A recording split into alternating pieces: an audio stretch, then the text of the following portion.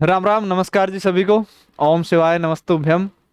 आशा और उम्मीद है कि भाई आप सब ठीक होंगे और आपकी जो तैयारी है वो भी बड़े अच्छे तरीके से चल रही होगी। तो जैसा कि हमारी जो एक तरीके से कंप्यूटर को लेकर के सीरीज चली हुई थी, और उस सीरीज के अंदर हमने कुछ एक जो जनरेशन ऑफ कंप्यूटर को लेकर के उसकी जो थ्योरी है और वो एमसीक्यू जो है पोर्शन जो है वो एक तरीके से कंप्लीट कर लिया था।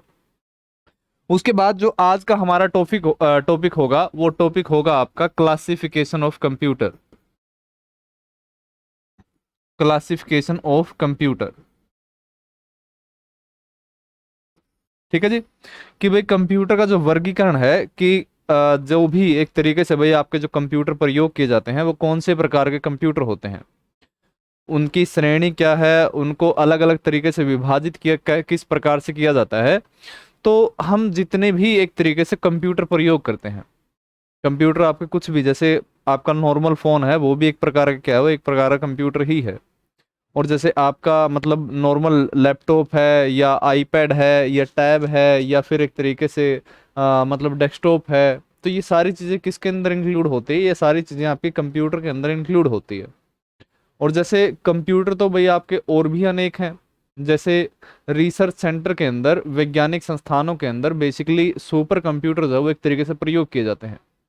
और उसके साथ साथ कि भाई जो बैंकिंग व्यवस्था है या रेलवे आरक्षण वाला मामला है या जो बड़ी बड़ी कंपनियां जो होती हैं उनमें भी एक तरीके से कंप्यूटर का प्रयोग किया जाता है। तो पहली चीज क्या होती है? पहली चीज ये है कि भाई कंप्यूटर का जो वर्गीकरण है वो वर्गीकरण मतलब अलग अलग जगह पर जो ये कंप्यूटर प्रयोग किए जाते हैं उनका वर्गीकरण हम किस आधार पर करते हैं। कि जैसे एक मैं अगर जिक्र करूं कि जैसे आप नॉर्मल जो कंप्यूटर प्रयोग करते हो, भाई आपको कुछ एक सामान्य कार्य जैसे करने होते हैं, कि जैसे भाई आपको फॉर्म अप्लाई करना है या कोई पीडीएफ ओपन करनी है या कुछ इस प्रकार से जो छोटे मोटे कार्य होते हैं, इन कार्यों के लिए आप नॉर्मल किसी डेस्कटॉप कंप्यूटर या नॉर्मल लैपटॉप का एक तरीके से आप प्रयोग करते हो। तो बेसिकली इन कंप्यूटर को एक तरीके से हम क्या कहते हैं? इन कंप्यूटर को हम सामान्य उद्देश्य कंप्यूटर एक तरीके से इनको कहा जाता है। और जो ऐसे कंप्यूटर जो किसी विशेष कार्य के लिए बनाए जाते हैं उनको एक तरीके से विशेष उद्देश्य कंप्यूटर एक तरीके से हम कहते हैं। तो क्या किया जाता है? कंप्यूटर का जो वर्गीकरण कहें कि कंप्यूटर को अलग अलग प्रकार से क्या किया जाता है? विभाजित किया जाता है। और अलग अलग प्रकार से जो विभाजन होता है वो अलग अलग प्रकार से विभाजन जो होता है वो किस प्रकार से होता है? जो पहला विभाजन होता है वो पहला विभाजन होता है स्पीड और साइज के आधार पर। स्पीड और साइज के आधार पर। Speed and size. ठीक है जी। और जो दूसरा दूसरा क्लासिफिकेशन यानी कि जो दूसरा वर्गीकरण किया जाता है कंप्यूटर का, वो कंप्यूटर का वर्गीकरण होता है किसके आधार पर? On the basis of data representation. Data representation यानी कि किस कंप्यूटर के अंदर जो डेटा दिखाया जा रहा है वो कंप्यूटर के अंदर डेटा दिखाने का एक तरीके से मतलब किस किस रूप में डेटा दिखाया जा रहा है। कि जैसे मान लो कि भाई एक कोई एक कंप्यूटर हो जिसके अंदर डेटा कुछ इस प्रकार से किसी सिग्नल के माध्यम से या कुछ इस प्रकार से दिखाया जा रहा हो, या फिर अगर उसके अंदर संख्या यानी कि कुछ इस प्रकार से डेटा दिखाया जा रहा हो, तो क्या किया जाता है? कंप्यूटर को डेटा के अलग अलग रूप से कि भाई डेटा किस प्रकार से एक तरीके से दिखाया जा रहा है उसके आधार पर भी क्या किया जाता है? विभाजन होता है। और बेसिकली जो ये विभाजन होता है, ये विभाजन आपका कौन से मतलब कौन सा विभाजन कहा जाता है भाई? इसको इसको कहा जाता है डेटा रिप्रेजेंटेशन के आधार पर विभाजन। और ये क्या होते हैं? ये एक प्रकार से तीन प्रकार के कंप्यूटर होते हैं, जिनमें से एक कंप्यूटर को एक नाम दिया जाता है, उसको हम कहते हैं एनालॉग कंप्यूटर। दूसरे कंप्यूटर को एक नाम दिया जाता है, उसको हम कहते हैं डिजिटल कंप्यूटर। और जो तीसरा प्रकार का कंप्यूटर होता है उसे एक नाम दिया जाता है, उसे हम कहते हैं हाइब्रिड कंप्यूटर। उसके बाद जो तीसरा मतलब तीसरे प्रकार का वर्गीकरण होता है वो वर्गीकरण किया जाता है on the basis of use. On the basis of use यानी कि कंप्यूटर का जो प्रयोग है वो किस आधार पर किया जा रहा है। और ये दो प्रकार के होते हैं, जिनमें से एक प्रकार के कंप्यूटर को हम कहते हैं general purpose computer. General purpose computer, जिसको हम हिंदी में कहते हैं सामान्य उद्देश्य कंप्यूटर। यानी कि एक ऐसा कंप्यूटर जिसका जो प्रयोग है वो कुछ एक सामान्य कार्यों के लिए जिसका प्रयोग एक तरीके से किया जाए। कि जैसे आपका मतलब नॉर्मल कार्य जो आपको करने होते हैं, भाई आपको पीडीएफ ओपन करनी है या कुछ भी इस प्रकार से कुछ भी नॉर्मल कार्य करना हो, तो उन कंप्यूटर का जो प्रयोग होगा, उन कंप्यूटर एक नाम दिया जाता है और उनको हम कहते हैं जनरल पर्पस कंप्यूटर। और जो दूसरा प्रकार का कंप्यूटर होता है उसे एक नाम दिया जाता है और उसे हम कहते हैं स्पेशल पर्पस कंप्यूटर। उसे क्या कहते हैं हम, एक तरीके से स्पेशल पर्पस कंप्यूटर, इसको विशेष उद्देश्य कंप्यूटर जो है वो एक तरीके से कहा जाता है। तो आज जिस कंप्यूटर के बारे में हम जिक्र करेंगे वो होगा आपका on the basis of speed and size. On the basis of speed and size. Speed and size यानी कि किसी कंप्यूटर का जो स्पीड मतलब गति और आकार मतलब स्पीड और आकार के आधार पर क्या करना, एक तरीके से वर्गीकरण करना। और इसके अंदर बेसिकली ये 4 प्रकार के कंप्यूटर होते हैं और इन 4 प्रकार के कंप्यूटर में जो पहला कंप्यूटर होता है उसे एक नाम दिया जाता है और उसे हम कहते हैं माइक्रो कंप्यूटर। जो दूसरे प्रकार का कंप्यूटर होता है उसे एक नाम दिया जाता है और उसे हम कहते हैं मिनी कंप्यूटर। और जो तीसरे प्रकार का कंप्यूटर होता है उसे एक नाम दिया जाता है और उसे हम कहते हैं मेन फ्रेम कंप्यूटर। और जो चौथे प्रकार का कंप्यूटर होता है उसे कहा जाता है सुपर कंप्यूटर। Super computer. अब ये 4 जो कंप्यूटर हैं यानी कि गति और आकार के आधार पर जो ये 4 अलग अलग कंप्यूटर हैं, जैसे एक आपका माइक्रो कंप्यूटर, एक आपका मिनी कंप्यूटर, तीसरा मेन फ्रेम और चौथा जो है वो सुपर कंप्यूटर है। ये हमने किस आधार पर विभाजित किए, ये हमने जो आधार हमने माना वो स्पीड और साइज का माना। कि स्पीड और साइज का आधार किस प्रकार से माना जाता है कि मान लो कि भाई मेरे पास 4 कंप्यूटर हैं। मेरे पास मान लो कि भाई 4 कंप्यूटर हैं, कि ये ए कंप्यूटर है, ये बी कंप्यूटर है, ये सी कंप्यूटर है और ये क्या है, एक तरीके से डी कंप्यूटर है। कि इन चारों कंप्यूटर में मुझे ये पता करना हो कि भाई कौन से कंप्यूटर की जो स्पीड है वो सबसे अधिक है और कौन से कंप्यूटर की जो स्पीड है वो एक तरीके से सबसे कम है। और उसके बाद जब मुझे ये पता करना हो कि कौन से कंप्यूटर का जो साइज है, जो आकार है वो एक तरीके से अधिक है और कौन से कंप्यूटर का जो साइज है वो एक तरीके से कम है। वैसे हम फिजिकल रूप से अगर हम देखेंगे तो उस आकार के ऊपर भी एक तरीके से हम बता सकते हैं, लेकिन फिर भी मतलब साइज को, कंप्यूटर के साइज को बताने का भी एक दायरा है। और वो दायरा किस प्रकार से होता है कि किसी कंप्यूटर के अंदर पहले जो चीजें मैं बता रहा हूं कि जो ये स्पीड, किसी कंप्यूटर की जो स्पीड है और जो उस कंप्यूटर का जो साइज है, जो उसका आधार होता है, पहले हम इन दोनों चीजों को समझेंगे कि कंप्यूटर के अंदर स्पीड मापी किस तरीके से जाती है या किसी कंप्यूटर का जो आकार है या जो साइज है वो किस प्रकार से निर्भर करता है। अगर ये दोनों चीजें समझ में आ गई तो micro, mini, main frame, super computer जो वो अपने आप समझ में आ जाएगा भाई। ठीक है जी। तो शुरुआत में अगर हम ये देखें कि किसी कंप्यूटर की जो स्पीड मापने का आधार है, वो स्पीड मापने का जो आधार है वो क्या होता है, कि अगर कंप्यूटर में कोई भी कार्य अगर करवाना हो, कंप्यूटर में कुछ भी कार्य करवाना हो, चाहे वो कोई बड़ा कार्य है चाहे वो कोई छोटा कार्य है, मतलब कोई प्लस माइनस गुणा भाग कुछ भी ए बी सी डी वगैरह, अगर कुछ भी कंप्यूटर के अंदर कुछ भी कार्य करवाना होता है, वो कार्य किसके द्वारा किया जाता है भाई, वो कंप्यूटर के अंदर सीपीयू या फिर प्रोसेसर के द्वारा ये कार्य जो है वो एक तरीके से कंप्लीट किया जाता है। यानी कंप्यूटर के अंदर कुछ भी कार्य जो होगा वो किसके द्वारा होगा भाई, वो कंप्यूटर के सीपीयू प्रोसेसर के द्वारा वो कार्य जो है वो एक तरीके से किया जाएगा। अब उसके बाद कि मान लो कि ये कार्य सीपीयू या प्रोसेसर तक पहुंचता कैसे होगा, कि भाई जैसे मैं एक कार्य मानूं कि भाई मान लो मेरे को 2+3 जो है वो एक मैंने कैलकुलेटर मतलब कंप्यूटर के अंदर ये गणना करनी है, 2 और 3 को क्या करना है, आपस में जोड़ना है। अब ये कार्य किस प्रकार से सीपीयू तक पहुंचता होगा और सीपीयू इसको किस प्रकार से फिनिश करता होगा। तो कोई भी कंप्यूटर जो है वो कोई भी कंप्यूटर सिर्फ और सिर्फ एक ही भाषा को समझता है और वो भाषा कौन सी होती है भाई, वो भाषा होती है मशीनी भाषा। और इस मशीनी भाषा के अंदर क्या किया जाता है, इस मशीनी भाषा के अंदर प्रत्येक चीज को 0 और 1 के अंदर क्या किया जाता है, रिप्रेजेंट किया जाता है, यानी कि लिखा जाता है। कि अगर आप कुछ भी टाइप करोगे, जैसे मान लो कि कंप्यूटर के अंदर आपने हेलो टाइप किया कीबोर्ड के द्वारा, तो ये हेलो कभी भी सीपीयू या प्रोसेसर या कंप्यूटर को सीधे रूप से समझ में नहीं आता। इस हेलो को किस में कन्वर्ट किया जाता है, इस हेलो को 0 1 के अंदर कन्वर्ट किया जाता है और इस प्रकार की भाषा को हम कौन सी भाषा कहते हैं, मशीनी भाषा कहते हैं। और जब ये 0 1 में कन्वर्ट हो करके जब ये सीपीयू के पास पहुंचता है, तब सीपीयू को समझ में आता है कि भाई हाँ, मतलब कोई हेलो जो है वो एक तरीके से लिखा हुआ है। यानी कि प्रत्येक चीज को किस में कन्वर्ट करने की जरूरत होती है भाई, 0 1 के अंदर कन्वर्ट करने की चीज जरूरत होती है। और ये ऐसा होता भी है। प्रत्येक अल्फाबेट का एक अपना यूनिक कोड होता है कि भाई एच जो है, H01 के अंदर कुछ इस प्रकार से लिखा जाएगा। अगर आई है तो वो उसके मतलब उसके अंदर 0 1 को लिखने का जो कोड है वो कुछ इस प्रकार से होगा। खैर, मतलब प्रत्येक कोई भी चीज है वो मशीनी रूप में क्या करती है, मशीनी रूप में कन्वर्ट करके सीपीयू या प्रोसेसर तक पहुंचाई जाती है। अब इसके अंदर कि भाई जब ये एक प्रकार से अगर मुझे ये कार्य करवाना हो, 2+3 ये कार्य करवाना हो, तो मैंने पहले ही बोला आप लोगों को कि कंप्यूटर में कोई भी कार्य हो पर तो प्रत्येक कार्य किसके द्वारा होता है भाई, वो कंप्यूटर के सीपीयू या प्रोसेसर के द्वारा वो कार्य जो है वो एक तरीके से फिनिश किया जाता है।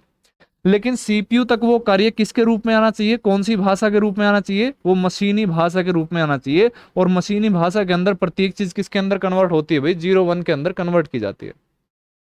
यानी कि 2+3 सीधे रूप से अगर सीपीयू तक पहुंचाएंगे तो ये सीधे रूप से कभी भी सीपीयू और प्रोसेसर को समझ में नहीं आएगा। तो इस 2+3 को हमें क्या करना पड़ेगा, इस 2+3 को 0 1 कहें या फिर इसको किस में कन्वर्ट करना पड़ेगा, इसको हमें कन्वर्ट करना पड़ेगा मशीनी भाषा के अंदर। मशीनी भाषा के अंदर इसको क्या करना पड़ता है, कन्वर्ट करना पड़ता है, बदलना पड़ता है। अलग अलग प्रकार के सॉफ्टवेयर होते हैं जो इस प्रकार के जो कार्य हैं वो एक तरीके से कर देते हैं। सॉफ्टवेयर के अंदर हमारा एक टॉपिक होगा जिसको हम ट्रांसलेटर नाम देंगे, कि अलग अलग प्रकार के ट्रांसलेटर होते हैं। जैसे एक असेंबलर है, एक कंपाइलर है, एक इंटरप्रेटर है। वो क्या करते हैं, वो किसी एक भाषा को दूसरी भाषा में कन्वर्ट करने का काम करते हैं। खैर, वो चीजें मतलब हम सॉफ्टवेयर के अंदर हम पढ़ेंगे। सिर्फ हमें यहाँ पर क्या चीज पढ़नी है कि भाई कोई इस चीज को किस में कन्वर्ट कर दिया जाता है, 0 1 के अंदर कन्वर्ट कर दिया जाता है, जो क्या है, एक प्रकार की मशीनी भाषा है, ताकि सीपीयू प्रोसेसर इसको क्या कर सके, रीड कर सके, पढ़ सके। जब इसको मशीनी भाषा के अंदर कन्वर्ट कर दिया जाता है तो ये एक प्रकार का क्या बन जाता है, ये एक प्रकार से इसको एक नाम दिया जाता है और इसको हम कहते हैं निर्देश, जिसको इंग्लिश में कहा जाता है इंस्ट्रक्शन। यानी कि कोई भी जो चीज है, कोई भी कार्य है, वो सीपीयू के पास वो सीधे रूप से ना हो करके वो किसके रूप में पहुंचता है भाई, वो मतलब मशीनी भाषा के अंदर कहें या 0 1 के अंदर कन्वर्ट करके कहें, या फिर वो चीज क्या बन जाती है, वो एक चीज एक प्रकार का निर्देश बन जाता है, इंस्ट्रक्शन बन जाता है। और इंस्ट्रक्शन के रूप में वो कहां पर पहुंचता है, वो सीपीयू या प्रोसेसर तक पहुंचता है। और जब ये सीपीयू प्रोसेसर तक जाता है ये निर्देश, तो सीपीयू क्या करता है, उस इंस्ट्रक्शन या निर्देश को क्या करता है, रीड करता है, पढ़ता है, क्योंकि वो मशीनी भाषा में आ गया। और मशीनी भाषा में जब उसको ये पता लगता है कि भाई मेरे पास तो एक कार्य आया है और इस कार्य के अंदर ये लिखा हुआ है कि भाई 2 और 3 को क्या करना है, ऐड करना है, और इस इंस्ट्रक्शन को रीड करेगा और अपने कार्यों को क्या कर देगा, एग्जीक्यूट कर देगा, एग्जीक्यूट कर देगा। ठीक है, मतलब सिंपल सा कि भाई यहां तक जो हम एक तरीके से जो चीजें हमें समझ में आई कि भाई कंप्यूटर के अंदर प्रत्येक कार्य, चाहे वो छोटा कार्य चाहे वो बड़ा कार्य, प्रत्येक कार्य किसके द्वारा होता है, सीपीयू के द्वारा होता है। सीपीयू या कंप्यूटर को सिर्फ एक चीज समझ में आती है, एक भाषा समझ में आती है, और वो कौन सी भाषा, मशीनी भाषा, जो किसके अंदर लिखी जाती है, जो 0 1 के अंदर कन्वर्ट करके लिखी जाती है। जब आप कोई भी कार्य देते हो तो उस कार्य को किस में कन्वर्ट कर दिया जाता है, मशीनी भाषा के अंदर कन्वर्ट कर दिया जाता है, और वो चीज कंप्यूटर के लिए क्या बन जाती है, एक प्रकार से निर्देश या फिर इंस्ट्रक्शन बन जाता है। यानी कि इसको अगर हम देखें कि प्रत्येक कार्य किसके अनुसार होता है भाई, निर्देश या इंस्ट्रक्शन के अनुसार होता है। और ये निर्देश जब सीपीयू या प्रोसेसर के पास पहुंचता है तो सीपीयू उसको क्या करता है, रीड करता है, और रीड करके ये समझ जाता है कि भाई मेरे पास ये कार्य एक तरीके से आया है, और वो रीड करके उस कार्य को क्या कर देता है, फिनिश कर देता है। यानी कि सीपीयू किसके आधार पर कार्य करता है, इंस्ट्रक्शन को रीड करके एक तरीके से कार्य करेगा। अब उसके बाद कि मान लो कि भाई मेरे पास 2 कंप्यूटर थे, एक कंप्यूटर ए था और दूसरा कंप्यूटर था बी, और इन दोनों कंप्यूटर से मैंने 4 कार्य करवाए। कि मान लो कि भाई एक कार्य ये था, दूसरा कार्य ये था, तीसरा कार्य ये था, और जो चौथा कार्य था वो क्या था आपका, ये था। ठीक है, और ये मैंने इस कंप्यूटर से भी करवाए, ये चारों कार्य, ये कार्य मैंने इस कंप्यूटर से भी करवाए।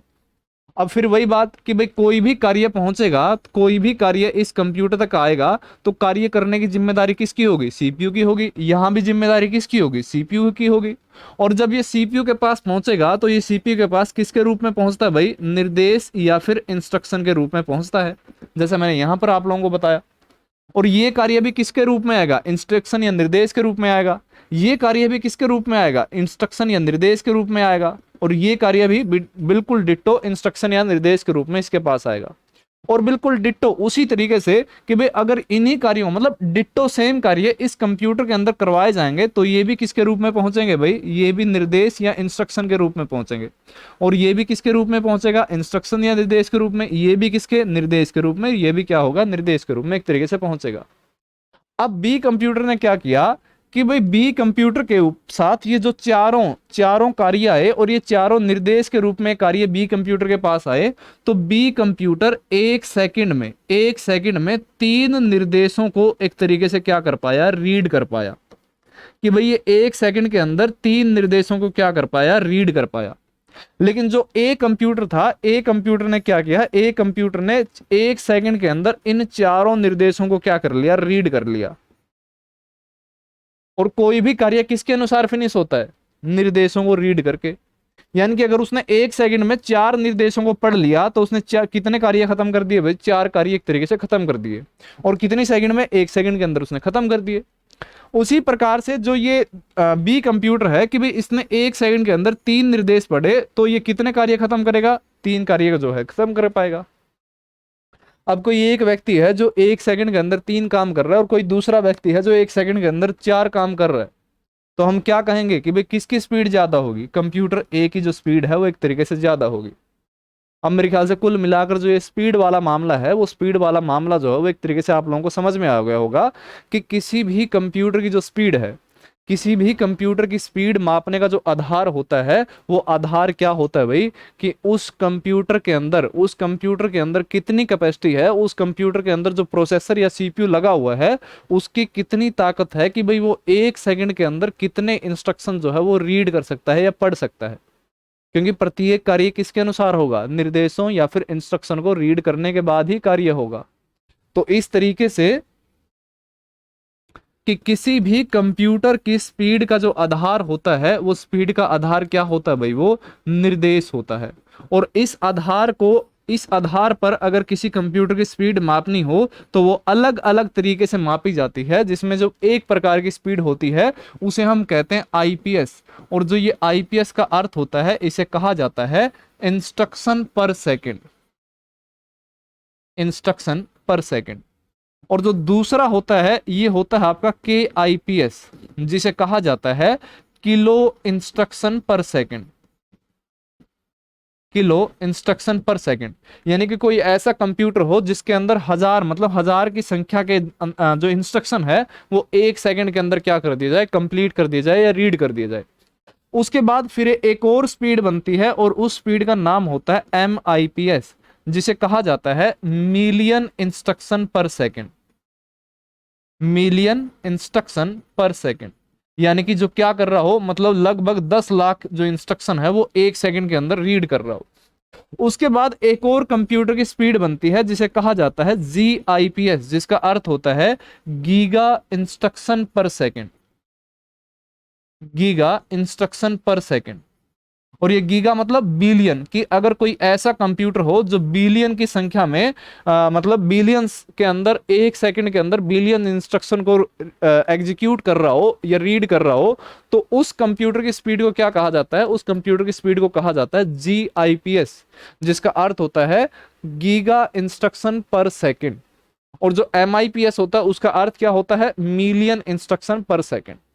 ठीक है ना? तो मेरे ख्याल से स्पीड वाला मामला है जो है वो एक तरीके से आप लोगों को समझ में आ गया होगा कि कोई भी कार्य है वो कंप्यूटर के सीपीयू भाग तक किस प्रकार से पहुंचता है, और जो सीपीयू है वो किस प्रकार से उन इंस्ट्रक्शन को रीड करता है, और रीड करने के बाद उसको पता लगता है कि भाई आपके पास ये कार्य आया है और इस कार्य को क्या करना है? फिनिश करना है। तो ये तो था आपका स्पीड का मामला। उसके बाद जब बात आती है कंप्यूटर के साइज की, जब बात आती है कंप्यूटर के साइज की, और जो कंप्यूटर का साइज जो है वो डिपेंड करता है कि किसी कंप्यूटर के अंदर सीपीयू या फिर प्रोसेसर की जो संख्या है वो एक तरीके से कितनी है। और उसके साथ साथ जो स्टोरेज व्यवस्था है कि भाई जो डेटा को स्टोर करने की व्यवस्था है कि वो एक तरीके से कितनी है। कि अगर जैसे भाई किसी कंप्यूटर के अंदर मान लो कि दो कंप्यूटर, मान लो कि ये ए कंप्यूटर है और ये बी कंप्यूटर है, इस कंप्यूटर के अंदर दो प्रोसेसर लगे हो और इस कंप्यूटर के अंदर चार प्रोसेसर लगे हो, तो जिस भी कंप्यूटर के अंदर प्रोसेसर की संख्या या सीपीयू की संख्या अधिक होगी, जितनी अधिक होगी उसका जो साइज है वो एक तरीके से क्या माना जाएगा भाई, अधिक माना जाएगा। अगर मान लो कोई सी कंप्यूटर है, सी कंप्यूटर के अंदर प्रोसेसर 10 लगे हुए हैं, तो जाहिर सी बात है कि ये बी कंप्यूटर से इसका जो साइज है वो क्या होगा, एक तरीके से अधिक माना जाएगा। यानी कि इसमें एक और चीज आपकी ऐड होती है, और वो क्या चीज ऐड होती है कि भाई किसी भी कंप्यूटर का जो साइज है, किसी भी कंप्यूटर का जो साइज है वो एक तरीके से पहला जिस चीज पर आधारित होता है वो किस पर आधारित होता है भाई, कि उसके अंदर कितनी संख्या में सीपीयू है, जो प्रोसेसर है वो एक तरीके से प्रयोग किए गए हैं। जितनी संख्या में सीपीयू या प्रोसेसर होंगे उसका जो साइज है वो एक तरीके से क्या होगा, उतना ही अधिक होगा। और उसके साथ साथ जिस कंप्यूटर की स्टोरेज व्यवस्था जितनी अधिक होगी सीपीयू के साथ साथ, मैं मतलब फर्स्ट प्रायोरिटी सीपीयू की है, लेकिन उसके बाद जो जितनी ज्यादा स्टोरेज होगी उसका जो साइज है उतना ही क्या माना जाएगा, अधिक माना जाएगा। और इसी आधार पर जो हमने अलग अलग प्रकार के कंप्यूटर हमने जो मैंने आप लोगों को बिल्कुल शुरुआत में लिखवाए कि भाई स्पीड और साइज के आधार पर आपके चार कंप्यूटर हैं, माइक्रो, मिनी, मेन फ्रेम, और जो चौथा कंप्यूटर आपका कौन सा आता है, सुपर कंप्यूटर आता है। तो उसके अंदर फर्स्ट हेडिंग हम डालेंगे, जो हम पहला कंप्यूटर एक तरीके से पढ़ेंगे वो आपका कौन सा कंप्यूटर होगा भाई, आपका माइक्रो कंप्यूटर होगा। माइक्रो कंप्यूटर एक तरीके से होगा, ठीक है। माइक्रो मतलब छोटा, कंप्यूटर मतलब कंप्यूटर, ठीक है। इसके अंदर एक पहली खास बात क्या है कि ये सिंगल प्रोसेसर बेस्ड एक तरीके से ये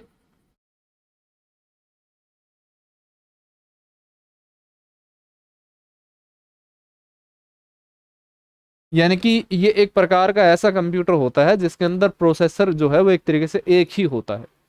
एक प्रोसेसर इस तरीके से मतलब एक प्रोसेसर के आधार पर मुख्य रूप से एक प्रोसेसर इसके अंदर मिलेगा, और इस कंप्यूटर को हम क्या कहते हैं, इस कंप्यूटर को हम कहते हैं माइक्रो कंप्यूटर।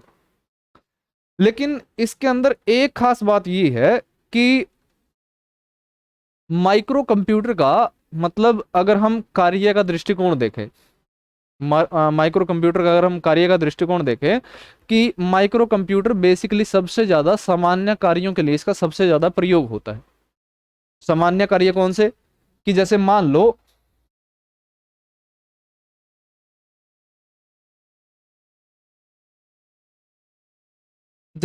कि भाई हम एक तरीके से लैपटॉप जो है वो एक तरीके से हम प्रयोग करते हैं। अगर इस लैपटॉप के अंदर अगर हमें कोई पीडीएफ फाइल जो है वो रीड करनी हो, तो वो इस कंप्यूटर के अंदर हम ओपन करके वो क्या कर सकते हैं, रीड कर सकते हैं।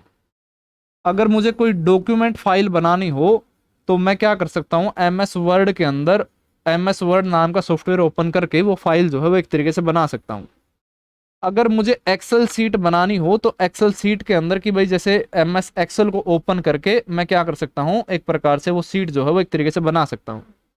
अगर मुझे कोई इंटरनेट का कार्य करना है, मुझे इंटरनेट का कार्य करना है तो इंटरनेट का कार्य कोई वेब ब्राउजर ओपन करके, जैसे मान लो कि मैंने ओपन किया गूगल क्रोम नाम का सॉफ्टवेयर ओपन किया, मैंने इंटरनेट संबंधी जो कार्य है वो एक तरीके से फिनिश कर दिया। मान लो कि भाई मुझे साथ में जो है वो एक तरीके से सॉन्ग चलाने हैं, गाने चलाने हैं, तो मैंने इस कंप्यूटर के अंदर देखा कोई वीएलसी नाम का या कोई वैसे नॉर्मल मीडिया प्लेयर था, उसके द्वारा क्या किया मैंने, एक तरीके से सॉन्ग चलाए। यानी कि आपके जितने स्पीड और साइज के आधार पर जितने भी आपके कंप्यूटर हैं, माइक्रो, मिनी, मेन फ्रेम और सुपर कंप्यूटर, अगर हम कार्य का दृष्टिकोण देखें कि भाई एक ऐसा कंप्यूटर जिसके अंदर सर्वाधिक कार्य जो है वो किए जा सकते हैं, तो कंप्यूटर आपका कौन सा कहलाता है, वो आपका माइक्रो कंप्यूटर कहलाता है। लेकिन सर्वाधिक कार्य कौन से, वो कार्य कौन से आते हैं सर्वाधिक कार्य, कि भाई सामान्य श्रेणी के, यानी कि सामान्य श्रेणी के सर्वाधिक कार्य जो हैं वो एक तरीके से कौन से कंप्यूटर के अंदर होते हैं भाई, वो आपके माइक्रो कंप्यूटर के अंदर फिनिश किए जा सकते हैं। लेकिन इसके अंदर एक खास बात क्या है कि भाई जैसे मुझे डॉक्यूमेंट फाइल बनानी थी, तो डॉक्यूमेंट फाइल बनाने के लिए मुझे एक सॉफ्टवेयर की जरूरत पड़ी, एमएस वर्ड। अगर मुझे एक्सेल सीट बनानी थी तो मुझे एक सॉफ्टवेयर की जरूरत पड़ी, एमएस एक्सेल की। इसी प्रकार से मुझे इंटरनेट का कार्य करना था तो मुझे एक सॉफ्टवेयर की जरूरत पड़ी, गूगल क्रोम की। और इसी प्रकार से मुझे सॉन्ग चलाने थे तो मुझे एक प्रकार से सॉफ्टवेयर जरूरत पड़ी वीएलसी की। यानी कि इस कंप्यूटर के अंदर ऐसा बिल्कुल भी नहीं होता कि भाई किसी एक मतलब सभी कार्यों को, कि जो सारे कार्य हैं वो सारे कार्य किसी एक सॉफ्टवेयर के अंदर क्या कर दिए जाए, वो कंप्लीट या फिर एक तरीके से फिनिश हो जाए। कि प्रत्येक कार्य को क्या जरूरत पड़ रही है, प्रत्येक कार्य को अपने अलग अलग सॉफ्टवेयर की जरूरत पड़ रही है, अलग अलग एप्लीकेशन की जो है वो एक तरीके से आवश्यकता पड़ रही है। कि भाई अगर एक्सेल बनाना है तो वो एमएस एक्सेल के अंदर बनेगा, ऐसा नहीं कि भाई वो एमएस वर्ड के अंदर हम उसको बना देंगे। यानी कि जो पहली चीज माइक्रो कंप्यूटर के अंदर ऐड क्या होती है कि भाई जो सबसे ज्यादा सामान्य कार्य, जो सबसे ज्यादा सामान्य कार्य किए जा सकते हैं वो आपके कौन से कंप्यूटर के अंदर हो सकते हैं भाई, वो माइक्रो कंप्यूटर के अंदर हो सकते हैं। और प्रत्येक कार्य के लिए अलग से क्या किसकी जरूरत पड़ती है, एप्लीकेशन की जरूरत पड़ती है।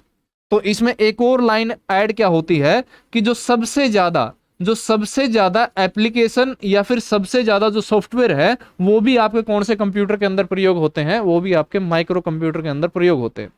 ये मैं ऐसी चीजें क्यों बता रहा हूं, क्योंकि आपके कई मतलब एक दो सवाल जो हैं वो इस प्रकार से भी पूछे जा चुके हैं कि मैं निम्नलिखित में से सर्वाधिक एप्लीकेशन या सर्वाधिक सॉफ्टवेयर में जो है वो कौन से कंप्यूटर के अंदर प्रयोग किए जा सकते हैं। और कई इस चीज को देख करके भाई हाँ अगर बड़ा कंप्यूटर होगा तो भाई उसके अंदर सबसे ज्यादा एप्लीकेशन या सबसे ज्यादा सॉफ्टवेयर जो है वो प्रयोग किए जा सकते हैं। और उनके जो टिक लगाते हैं भाई या तो मेन फ्रेम पर मिलता है या फिर सुपर कंप्यूटर पर मिलता है। लेकिन सुपर कंप्यूटर का निर्माण कभी भी ऐसा नहीं होता, वो आकार के अंदर बड़े जरूर होते हैं और उनके अंदर हजारों की संख्या में 10,000 या 20,000 प्रोसेसर जरूर लगे हुए होते हैं। लेकिन सुपर कंप्यूटर के अंदर कभी भी ऐसा नहीं होता कि भाई हम उसके अंदर डॉक्यूमेंट फाइल बना लेंगे, हम उसके अंदर एक्सेल सीट बना लेंगे, उसके अंदर हम गूगल ब्राउज जो एक तरीके से गूगल क्रोम जो है वो एक तरीके से चला लेंगे। किसी सुपर कंप्यूटर का जो निर्माण होता है वो किसी विशेष कार्य के लिए होता है। कि जैसे एक प्रकार का सुपर कंप्यूटर है जिसका नाम है प्रत्यूष। प्रत्यूष के द्वारा सिर्फ एक काम किया जाएगा और वो काम कौन सा होता है, मौसम की भविष्यवाणी करना।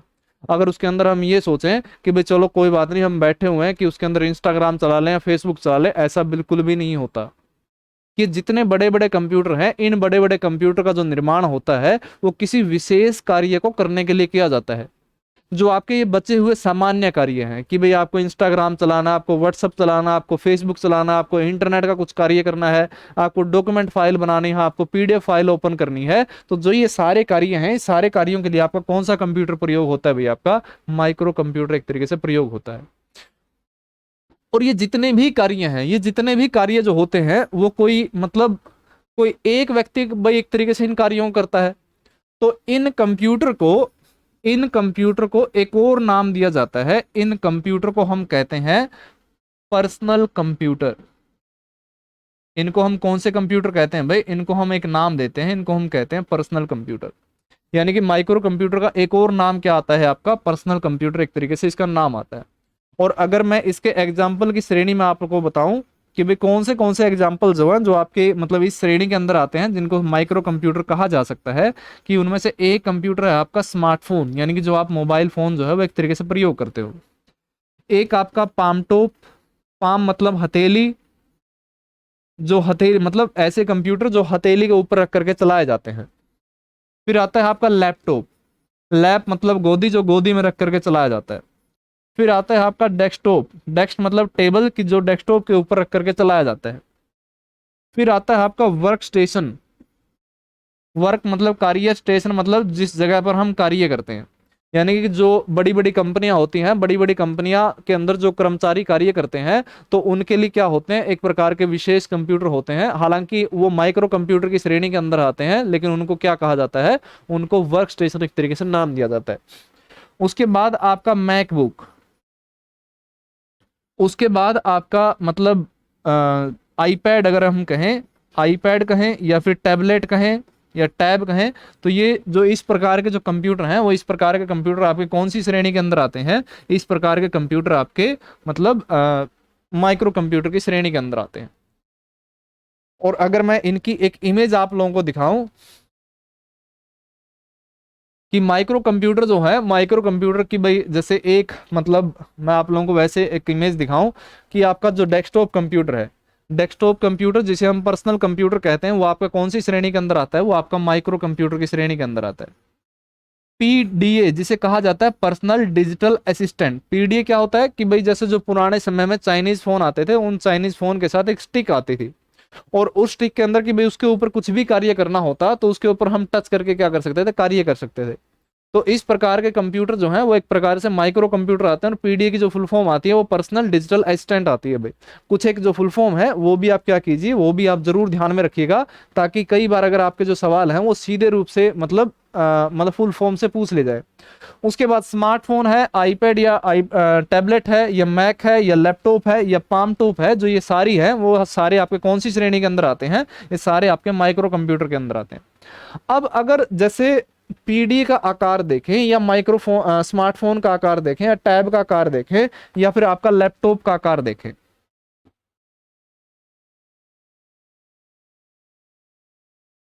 कि ये जितने भी अलग अलग प्रकार के कंप्यूटर हैं, जैसे स्मार्टफोन है, पाम टॉप है, लैपटॉप है, या मैकबुक, या आईपैड है, या टैब है, तो इंग्लिश में एक शब्द आता है, और इंग्लिश में वो शब्द होता है पोर्टेबल। और पोर्टेबल क्या होता है कि भाई कोई भी अगर ऑब्जेक्ट है, कोई भी चीज है, कुछ भी ऐसी चीज जिसको आसानी से एक जगह से दूसरी जगह तक लेकर जाया जा सके, कि जैसे आपका फोन है, फोन को हमने जेब में डाला और आसानी से हम क्या कर सकते हैं? एक जगह से उसको दूसरी जगह तक हम लेकर जा सकते हैं। तो किसी भी चीज को, किसी भी ऑब्जेक्ट को अगर एक जगह से दूसरे जगह तक आसानी से लेकर जाया जा सके, तो उस ऑब्जेक्ट को एक नाम दिया जाता है, और उस ऑब्जेक्ट को हम कहते हैं पोर्टेबल, कि भाई ये एक प्रकार का पोर्टेबल ऑब्जेक्ट है। कि जैसे ये पेन है, पेन को हम आसानी से एक जगह से दूसरी जगह तक लेकर जा सकते हैं, तो इस पेन को पोर्टेबल जो है वो एक तरीके से कहा जा सकता है। तो आपके माइक्रो कंप्यूटर जो हैं, आपके जितने भी माइक्रो कंप्यूटर हैं, वो माइक्रो कंप्यूटर एक तरीके से पोर्टेबल होते हैं। लेकिन दो ऐसे माइक्रो कंप्यूटर, इसके अंदर भी दो ऐसे माइक्रो कंप्यूटर होते हैं जिनको पोर्टेबल नहीं कहा जाता। उनमें से एक तो आता है आपका डेस्कटॉप, और दूसरा आता है आपका वर्क स्टेशन। यानी कि सारे मतलब सारे जो हैं, सारे माइक्रो कंप्यूटर की जैसे smartphone, palmtop, laptop, MacBook, iPad, tab और पीडीए, ये सारे क्या हैं? एक प्रकार से पोर्टेबल होते हैं। लेकिन दो माइक्रो कंप्यूटर या दो पर्सनल कंप्यूटर जो पोर्टेबल श्रेणी के अंदर नहीं आते, उनमें से एक आपका डेस्कटॉप कंप्यूटर, और दूसरा क्या? आपका वर्क स्टेशन। डेस्कटॉप कंप्यूटर कौन सा? जिसके अंदर आपका मॉनिटर है, या साइड में सिस्टम यूनिट रखा हुआ है, उसके साथ में कीबोर्ड लगी हुई है। ये कंप्यूटर आपका कौन सा कंप्यूटर होता है? ये आपका डेस्कटॉप कंप्यूटर होता है। अब मान लो कि जैसे आपको बस में कहीं पर जाना हो, एक जगह से दूसरी जगह पर जाना हो, तो भाई आप मॉनिटर को उठा करके, मतलब ऐसा तो नहीं है मॉनिटर एक तरीके से हमने गल में बांध रखा हो, सिस्टम यूनिट अपना कड़पद रखा हो, हाथ वहां पे कीबोर्ड ले रहे हो, तो उस तरह तो वो बिल्कुल भी नहीं होता। मतलब इस प्रकार तय डेस्कटॉप कंप्यूटर और वर्क स्टेशन जो है वो आसानी तय एक जगह तक दूसरी जगह तक लेकर नहीं जा सकते। तो इस मामले में कई बार आपसे सवाल पूछा जाता है कि निम्नलिखित में से कौन सा ऐसा माइक्रो कंप्यूटर या कौन सा ऐसा पर्सनल कंप्यूटर है जो पोर्टेबल नहीं होता? तो उसके अंदर आपके दो आंसर आते हैं, जिनमें से एक कौन सा? डेस्कटॉप, और दूसरा क्या? आपका वर्क स्टेशन। अब उसके बाद एक और चीज क्या ऐड होती है कि एक शब्द आता है, और वो शब्द होता है आपका multi user. Multi user, multi मतलब अनेक, यूजर मतलब प्रयोग करने वाले भाई। यूज मतलब प्रयोग करना, और यूजर मतलब प्रयोग करने वाले।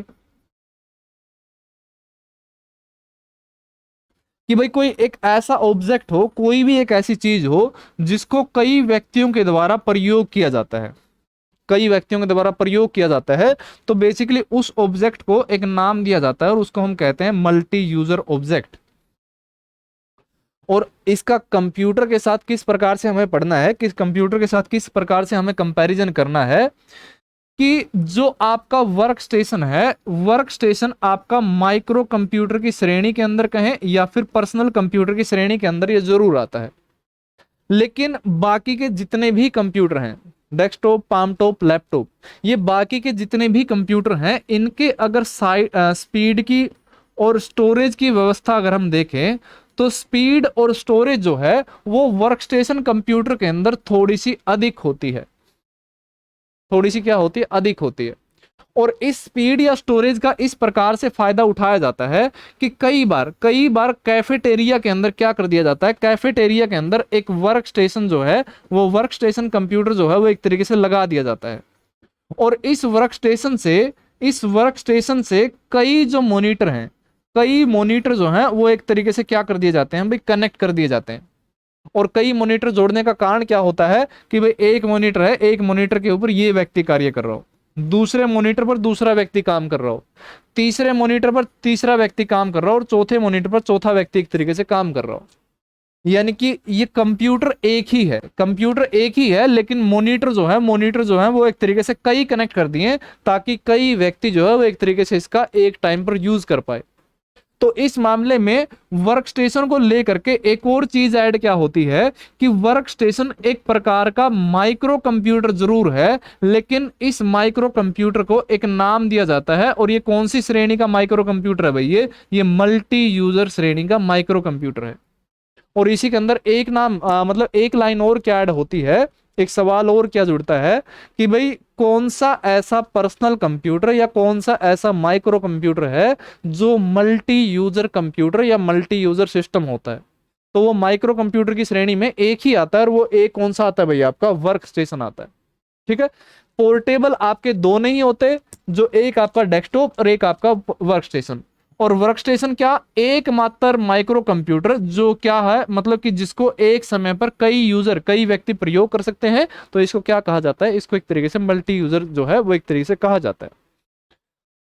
तो ये आपका मामला आता है माइक्रो कंप्यूटर की श्रेणी के अंदर। माइक्रो कंप्यूटर की श्रेणी के अंदर ये मामला आता है। उसके बाद जो दूसरा प्रकार का कंप्यूटर है, उस कंप्यूटर को एक नाम दिया जाता है, और उस कंप्यूटर को हम कहते हैं मिनी कंप्यूटर। मिनी कंप्यूटर एक तरीके से इसको कहा जाता है।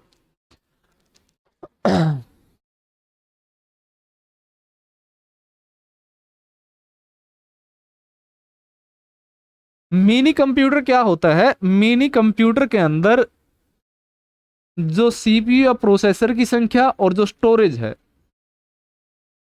जो सीपीयू या की संख्या और जो स्टोरेज है, वो आपकी क्या होती है, वो माइक्रो कंप्यूटर से तो क्या होती है, अधिक होती है। माइक्रो कंप्यूटर से क्या होती है, अधिक होती है। लेकिन मेन फ्रेम कंप्यूटर से क्या होती है, कम होती है। यानी कि जो बीच में कंप्यूटर, माइक्रो और मेन फ्रेम के बीच में जो कंप्यूटर आता है, वो कौन सा कंप्यूटर आता है भैया आपका, वो आपका मिनी कंप्यूटर आता है। कि इसके अंदर दो या दो से अधिक सीपीयू प्रोसेसर होते हैं, और माइक्रो मेन फ्रेम के अंदर जो सीपीयू की संख्या है, प्रोसेसर की संख्या होती है, वो मिनी कंप्यूटर से अधिक होती है। जिसके कारण मिनी कंप्यूटर का जो साइज है वो माइक्रो कंप्यूटर से बड़ा और मेन फ्रेम से क्या होता है, छोटा होता है।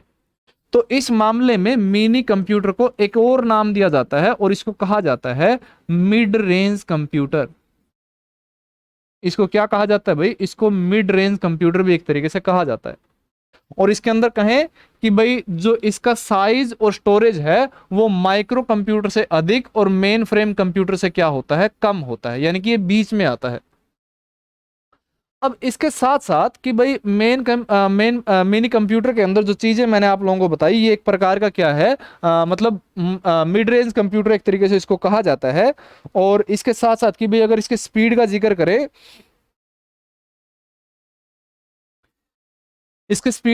करें, कि भाई इसकी स्पीड जो है वो माइक्रो से ज्यादा और मेन फ्रेम से क्या होती है, अधिक होती है। अब उसके बाद कि मैंने मिनी कंप्यूटर के अंदर एक बात कही कि भाई इसके अंदर जो सीपीयू की संख्या है, वो सीपीयू की संख्या 2 से अधिक होती है। लगभग मतलब मैक्सिमम, अधिकतम जो हो सकते हैं वो लगभग 15 से 20 प्रोसेसर जो है वो एक तरीके से मिनी कंप्यूटर के अंदर हो सकते हैं। कि मान लो कि भाई जैसे मिनी कंप्यूटर के अंदर मिनी कंप्यूटर के अंदर कि जैसे कोई मिनी कंप्यूटर है, इसके अंदर 3 प्रोसेसर या 3 सीपीयू जो है वो एक तरीके से लगे हुए। ये सीपीयू 1, ये सीपीयू 2, ये सीपीयू जो है वो एक तरीके से 3 है। अब अगर इस कंप्यूटर से हम काम करवाना चाहते हो तो भाई एक जो कार्य है वो सीपीयू 1 कर सकता है, दूसरा कार्य सीपीयू 2 कर सकता है, और तीसरा कार्य जो है वो एक तरीके से सीपीयू 3 कर सकता है। यानी कि अगर मान लो कि हमें तीन कार्य करवाने हो, तीन काम करवाने हो, तो एक तो हमारे पास एक ही व्यक्ति हो, तो वो क्या करेगा कि वो एक एक करके तीनों कार्यों को फिनिश करेगा। लेकिन एक हमारे पास तीन व्यक्ति हों तो वो तीनों व्यक्ति क्या कर सकते हैं, एक ही साथ वो सारे कार्य जो है एक तरीके से खत्म कर सकते हैं। तो इसके साथ एक शब्द आता है, और वो शब्द कौन सा होता है भाई, हमारा मल्टीटास्किंग। मल्टीटास्किंग यानी कि एक प्रकार का जो कंप्यूटर है आपका कौन सी श्रेणी के अंदर भी आता है भाई, आपका मल्टीटास्किंग के अंदर भी आता है।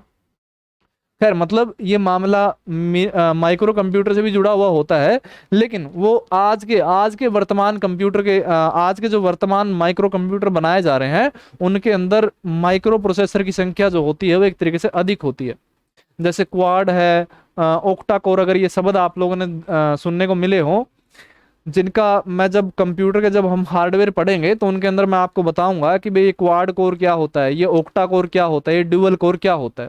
लेकिन जो शुरुआती श्रेणी, जब कंप्यूटर की एक तरीके से बिल्कुल शुरुआत होती है, तो उन शुरुआती श्रेणी के अंदर जब कंप्यूटर का विभाजन किया गया, कंप्यूटर का क्लासिफिकेशन किया गया, तो उसके अंदर mini computer, main frame computer और सुपर कंप्यूटर को क्या बताएगा, मल्टीटास्किंग कंप्यूटर एक तरीके से बताएगा।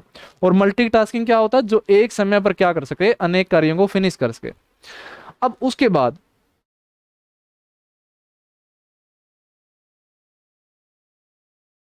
बाद कि अगर मैं आप लोगों को मेन फ्रेम कंप्यूटर की अगर एक इमेज दिखाऊं, मेन फ्रेम कंप्यूटर की एक आकृति दिखाऊं, तो मेन फ्रेम कंप्यूटर आपके कुछ इस प्रकार के कंप्यूटर होते हैं कि जो ये पूरा एक मेन फ्रेम कंप्यूटर है, ये एक पूरा मिनी कंप्यूटर है, ये भी एक प्रकार से मिनी कंप्यूटर है, ये भी आपका मिनी कंप्यूटर होता है, ये भी मिनी कंप्यूटर है, ये भी मिनी कंप्यूटर है, ये सारे क्या है, आपके मिनी कंप्यूटर है। तो एक तो साइज के आधार पर आपको पता लग रहा होगा कि भाई हाँ, मतलब जो साइज है वो आपके लैपटॉप से या इन चीजों से क्या है, इसका बड़ा साइज है, ठीक है ना। और उसके साथ साथ कि भाई जो एक चीज जो है, एक चीज अगर आप देख पा रहे हो, आप 1 मिनट जी, बस 1 मिनट के लिए होल्ड करना भाई।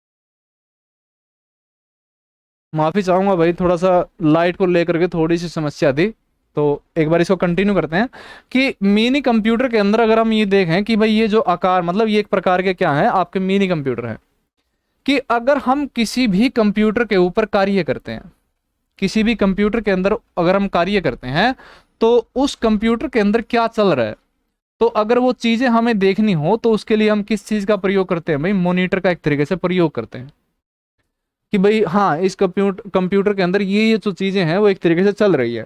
उसके लिए हमने क्या लगाया था, हमने डिस्प्ले या फिर स्क्रीन के रूप में लगाया होता है, वो क्या होता है, एक तरीके से मॉनिटर होता है।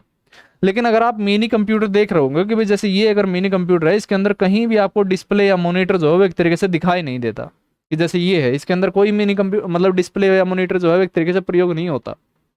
तो क्या होता है कि भाई मिनी कंप्यूटर को, अगर मिनी कंप्यूटर के ऊपर कार्य करना है, मिनी कंप्यूटर के ऊपर अगर कार्य करना है तो क्या किया जाता है, मिनी कंप्यूटर के ऊपर कार्य करने के लिए, कि कोई भी मान लो कि ये मिनी कंप्यूटर है, मिनी कंप्यूटर के ऊपर कार्य करने के लिए क्या किया जाता है, अलग से मॉनिटर या फिर कीबोर्ड जो है वो लगाया जाता है, कि भाई एक तरीके से हमें ये देखना है कि इस कंप्यूटर के अंदर क्या चल रहा है। तो हमने क्या किया, अलग से इस कंप्यूटर के साथ क्या किया, मॉनिटर या कीबोर्ड जो है वो एक तरीके से जोड़ दिया। वो मिनी कंप्यूटर का हिस्सा नहीं है, वो अलग से हमने जोड़ा है। तो उसको एक नाम दिया जाता है, और उसको हम क्या कहते हैं, उसको हम कहते हैं टर्मिनल।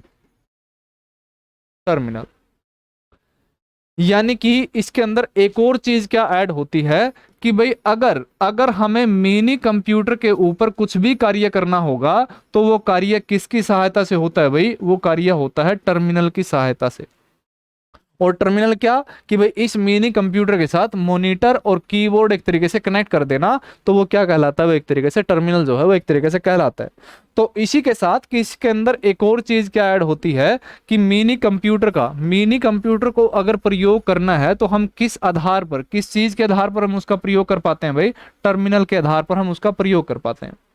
और ये टर्मिनल भी क्या होते हैं? ये टर्मिनल दो प्रकार के टर्मिनल होते हैं, जिनमें से एक प्रकार के टर्मिनल को कहा जाता है डंब टर्मिनल, और दूसरे प्रकार के टर्मिनल को एक नाम दिया जाता है और उसको हम कहते हैं इंटेलिजेंट टर्मिनल। ये टर्मिनल भी क्या होंगे? दो प्रकार के टर्मिनल होंगे कि एक प्रकार के टर्मिनल को कहा जाता है डंब टर्मिनल और एक प्रकार के टर्मिनल को कहा जाता है इंटेलिजेंट टर्मिनल। डंब टर्मिनल की भाई अगर कोई व्यक्ति जो है वो व्यक्ति अगर आप जो अपना मतलब दिमाग जो है अगर वो कम यूज करता हो, कम यूज करना हो मतलब कि भाई जिसके अंदर दुनियादारी की चीजों को समझने की जो मतलब समझने की जो अक्षमता है वो एक तरीके से कम हो, कि किसी की बातों को समझना या समाज की बातों को समझना थोड़ा सा उसके लिए मुश्किल होता है, तो हम उसके लिए कॉमन भाषा में शब्द प्रयोग करते हैं, ये तो जमा डम है, बिल्कुल डिब्बा है, अपना मतलब अपने दिमाग का जो है एक तरीके से प्रयोग नहीं करता। लेकिन ऐसा बिल्कुल भी नहीं होता भाई। आज मतलब इतिहास के अंदर कई ऐसे लोग हुए हैं जिनको नालायक, नकारा या बद दिमाग जिनको कहा गया, और उन्होंने अपने जो कार्य है उन्होंने अपने मतलब अपने क्षेत्र के अंदर ऐसे कार्य करके दिखाए जो आज भी जिनको सलाम किया जाता है। जैसे मैं एक एग्जांपल दूं, एक एग्जांपल जैसे जो थॉमस एडिसन, जो थॉमस एडिसन जिनको स्कूल में भेजा गया था, तो उसके स्कूल के टीचर ने उनके जेब में ये लिख करके डाल दिया था कि भी ये लड़का बिल्कुल पागल है, इसको पढ़ाया नहीं जा सकता। तो उस मामले में एक चीज जो है, एक चीज हमेशा ध्यान में रखिए कि ये दर्द, ये दुख, ये गम, ये दर्द, ये दुख, ये गम, ये जो भी है वो सब तेरे अंदर है। तू अपने बनाए हुए पिंजरे से बाहर निकल के देख, तू अपने आप में एक सिकंदर है, तू अपने आप में एक सिकंदर है। तो कोई भी व्यक्ति ऐसा नहीं है कि भाई वो अपनी मेहनत के दम पर किसी भी चीज को वो क्या कर सकता है? अचीव कर सकता है। अगर आपका आपका जिंदगी के अंदर आपका कोई भी लक्ष्य है, तो उस लक्ष्य को प्राप्त करने के लिए आपकी डेडिकेशन, आप आपकी मेहनत, इन चीजों के साथ आप मतलब जो भी आप टारगेट लेकर चल रहे हैं, डेडिकेशन, लगन और मेहनत के साथ आप इस अपने टारगेट को क्या कर सकते हो? अचीव कर सकते हो। तो डम मतलब कि भाई जिसके अंदर जो है वो एक तरीके से दिमाग जो है वो एक तरीके से प्रयोग ना करता हो, और जो दिमाग जो प्रयोग करता हो तो उसको क्या कहा जाता है? उसको कहा जाता है इंटेलिजेंट। तो जब एक तरीके से कंप्यूटर का मामला आता है, तो कंप्यूटर का जब मामला आता है तो कंप्यूटर के अंदर जो कंप्यूटर का हिस्सा होता है सीपीयू, तो सीपीयू को हम क्या कहते हैं? सीपीयू को कंप्यूटर का ब्रेन कहते हैं। कंप्यूटर का क्या कहते हैं हम? ब्रेन, ब्रेन कहते हैं, मस्तिष्क। तो टर्मिनल कितने प्रकार के? दो प्रकार के टर्मिनल, जिनमें से एक डम और दूसरा क्या? इंटेलिजेंट।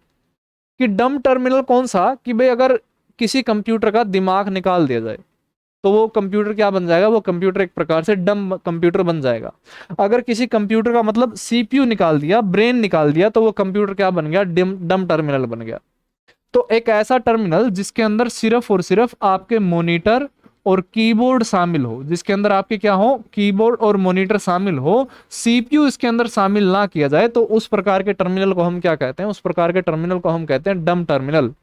और जब उसके अंदर दिमाग शामिल कर दिया जाए तो वो टर्मिनल कौन सा बन जाता है? इंटेलिजेंट टर्मिनल बन जाता है। यानी कि एक ऐसा टर्मिनल जिसके अंदर मॉनिटर भी, जिसके अंदर कीबोर्ड भी और जिसके अंदर सीपीयू भी शामिल होता है। सीपीयू क्या करता है? दिमाग का काम करता है, ब्रेन का काम करता है। तो इस प्रकार के टर्मिनल को हम क्या कहते हैं? इंटेलिजेंट टर्मिनल कहते हैं। और ये इंटेलिजेंट टर्मिनल क्या होता है कि अगर मतलब सिंपल कि भाई मिनी कंप्यूटर के अंदर क्या चल रहा है, मिनी कंप्यूटर के अंदर कुछ भी चीज चल रही है, उसको सिर्फ और सिर्फ देखना हो, तो उसको देखने के लिए हम कौन से टर्मिनल का प्रयोग करते हैं? डम टर्मिनल का प्रयोग करते हैं। लेकिन मिनी कंप्यूटर के अंदर कुछ भी अगर छोटे मोटे बदलाव करने हो, कुछ छोटे मोटे चेंजेस करने हो, तो वो चेंजेस करने के लिए हम कौन से टर्मिनल का प्रयोग करेंगे? हम एक तरीके से इंटेलिजेंट टर्मिनल का प्रयोग करेंगे। अब मेरे ख्याल से आप लोग आपको जो टर्मिनल का मामला है कि टर्मिनल होता क्या है, इंटेलिजेंट टर्मिनल या डम टर्मिनल होता क्या है, ये चीजें जो है एक तरीके से आपको समझ में आ गई होगी। Mini computer, mid range computer, और इसका साइज माइक्रो से जरूर बड़ा होता है, और उसके साथ साथ कि भाई मतलब मेन फ्रेम से क्या होता है, कम होता है। अब इसके बाद एक और चीज ऐड क्या होती है कि हमने एक तरीके से जिक्र किया कि भाई मिनी कंप्यूटर के साथ हम क्या कर सकते हैं, मिनी कंप्यूटर के साथ एक तरीके से हम टर्मिनल जो है वो कनेक्ट कर सकते हैं। अनेक टर्मिनल है जो एक तरीके से जोड़ दिए जाए। अब एक तरीके से कि भाई ये मॉनिटर या कीबोर्ड तो कनेक्ट कर दिए, इनके साथ कि भाई एक एक यूजर जो है वो एक तरीके से इनके ऊपर बैठा दिया जाए कि भाई लो भाई, अगर आपको काम करना है तो भाई आप इस मॉनिटर के ऊपर बैठ करके अपना काम कीजिए। दूसरे को बोला कि भाई आप काम कीजिए, तीसरे को बोला ये भी काम कीजिए, भाई आप भी काम कीजिए। यानी कि क्या हो सकता है कि मिनी कंप्यूटर का प्रयोग करके कई यूजर जो हैं वो एक साथ क्या कर सकते हैं, कार्य कर सकते हैं। तो इस प्रकार से जो मिनी कंप्यूटर होता है, वो मिनी कंप्यूटर आपका कौन सा कंप्यूटर होता है, आपका मल्टी यूजर कंप्यूटर होता है। और ये मतलब ये कंप्यूटर जो है, ये मॉनिटर जो है, वो मॉनिटर कितने ऐड हो सकते हैं, वो मॉनिटर आपके 4 से लेकर के मैक्सिमम 200 मॉनिटर जो है वो एक तरीके से जोड़े जा सकते हैं। अगर मान लो कि 10 मॉनिटर जोड़े गए हैं तो उसके ऊपर 10 अलग अलग व्यक्ति जो है एक तरीके से काम कर सकते हैं, या 15 या 20 या 16 या 100 एक तरीके से व्यक्ति जो है वो एक तरीके से एक समय में काम कर सकते हैं। तो इस कारण इस कंप्यूटर को हम कौन सा कंप्यूटर कहते हैं, इस कंप्यूटर को हम कहते हैं मल्टी यूजर कंप्यूटर। और उसके साथ साथ कि जो ये व्यक्तियों की संख्या है, वो व्यक्तियों की संख्या की जो रेंज आती है वो कहां से कहां तक आती है भाई, 4 से लेकर के 200 तक आती है। अब अगर एक और चीज जोड़ी जाए, मिनी कंप्यूटर के साथ एक और चीज जोड़ी जाए कि भाई मिनी कंप्यूटर का प्रयोग कहां पर होता है, कहां पर इसका मिनी कंप्यूटर का प्रयोग किया जाता है, तो उसके अंदर वो चीज क्या जोड़ी जाएगी कि भाई जैसे कहीं पर अगर ऐसा होता हो, कोई एक ऐसी दुकान हो, कोई ऐसा कॉलेज हो, कोई ऐसा ऑर्गेनाइजेशन यानी कि संस्था हो, जिनके अंदर मतलब लगभग 4 या 200 जो व्यक्ति हैं वो एक तरीके से काम करते हो, और वो क्या किया जाए कि भाई उस संस्था के अंदर एक कंप्यूटर ला करके रख दिया जाए, और बाकी के साथ मतलब बाकी मॉनिटर जो है वो एक तरीके से इस कंप्यूटर के साथ कनेक्ट कर दिया जाए। यानी कि मेरा कहने का सिंपल मतलब है कि भाई मिनी कंप्यूटर का प्रयोग जो है वो उन क्षेत्रों या उस जगह पर ज्यादा किया जाता है कि जहां पर काम करने वाले लोगों की संख्या है वो अधिकतम संख्या 200 हो सकती है। कि किसी दुकान के अंदर 20 व्यक्ति या 20 कर्मचारी काम करते हो, कोई छोटी कंपनी है उसके अंदर 100 कर्मचारी काम करते हो, और उस कंपनी के मालिक ने क्या किया, एक मिनी कंप्यूटर ला करके रख दिया, और बाकी मतलब उसके साथ 100 मॉनिटर जो है वो एक तरीके से कनेक्ट कर दिए, तो उसका काम चल गया भाई, प्रत्येक आदमी को अपना अपना मतलब कंप्यूटर मिल गया। तो इस प्रकार से जो इस कंप्यूटर का प्रयोग है, इस कंप्यूटर का प्रयोग कहाँ किया जाता है भाई, छोटे बिजनेस व्यवसायों के अंदर, छोटे बिजनेस के अंदर, या कॉलेज के अंदर, या कैंपस के अंदर, या छोटी मोटी संस्था के अंदर क्या किया जाता है, इसका प्रयोग किया जाता है। और प्रयोग कौन सा, मतलब मिनी कंप्यूटर एक तरीके से प्रयोग होता है। अब उसके साथ एक और चीज और ऐड होती है, और वो कौन सी चीज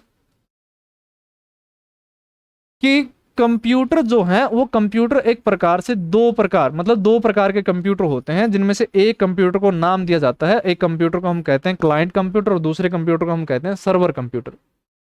अगर मामला यहाँ पर थोड़ा सा हैवी लगता हो कि भाई अब जो चीजें हैं वो थोड़ी सी बाउंसर जाने लग रही है, तो 1 या 2 मिनट का थोड़ा सा रेस्ट कीजिए आप। कोई अगर चाय पीने की इच्छा तो चाय पीजिए, क्योंकि क्लास जो है वो क्लास मैं आज सोच रहा हूँ कि भाई इस आज की क्लास के अंदर आपका सुपर कंप्यूटर है वो एक तरीके से मैं फिनिश करवा दूँ, कि इस मिनी कंप्यूटर के बाद अपना मेन फ्रेम आएगा, और मेन फ्रेम के बाद क्या आता है आपका सुपर कंप्यूटर आता है। और जो मेरे पढ़ाने का तरीका है, या जो मेरी कुछ भी चीज़ अगर मैं बताता हूँ तो उसके अंदर आ, हर एक चीज के अंदर मेरी ये इच्छा होती है कि भाई कोई भी एक जो पॉइंट है, वो कोई भी एक पॉइंट किसी शब्द को लेकर के ना छूट जाए। अगर ऐसा होता है तो भाई एक हरियाणवी भाषा के अंदर एक कहावत है ना भाई, मतलब आत्मा दुख्या करे। अगर जब मैंने ऐसा न्यू लगा ना कि भाई हाँ भाई इस टॉपिक के अंदर या एक लाइन पढ़ानी रहेगी या एक शब्द जो है वो पढ़ाना रहेगा, तो वो मतलब न्यू ऐसा मन फील होने लग जाए ना भाई यह चीज और बतानी थी, इस चीज का मतलब बड़का का जो है वो एक तरीके से भला हो उसका है कि बाई चांस अगर इसी तरह सवाल पूछ लिया जावे, और वो चीज बताने के चक्कर में जो थोड़ा टाइम है, वो टाइम जो है वो थोड़ा ज्यादा चला जावे।